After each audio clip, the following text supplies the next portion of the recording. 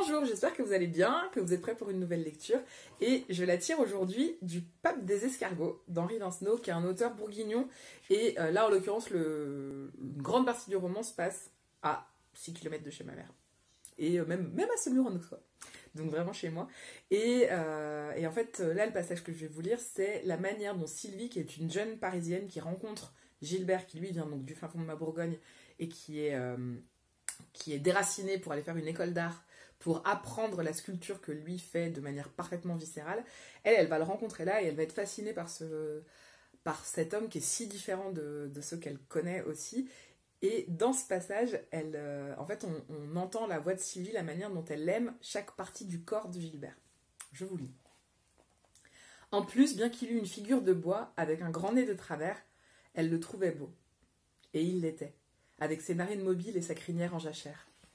Oui, il était beau à sa façon, comme les poulains que l'on rencontre dans les hautes pâtures enneigées de son pays, avec leurs grands poils encroutés d'argile et farouchement musqués. Ses yeux aussi, elle les aimait. Pourtant, il n'était ni beau ni grand, trop remonté par les pommettes dures, mais il y avait tout au mi-temps une paillette de malicieuse vigueur.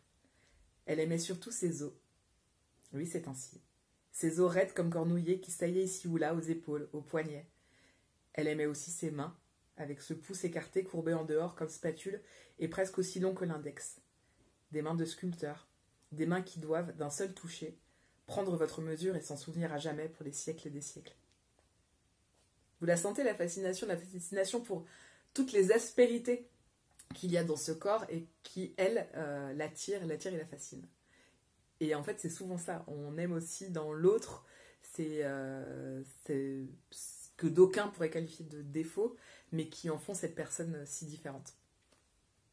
Et vous, si vous deviez l'écrire, qu'est-ce que vous diriez? Comment vous diriez? Quelles sont les parties du corps que vous aimez chez l'autre? Est-ce que vous pouvez aussi dire que vous aimiez aussi ses mains, que vous aimiez aussi ses os? Je vous pose la question. Je vous laisse y réfléchir et je vous souhaite un très bon week-end.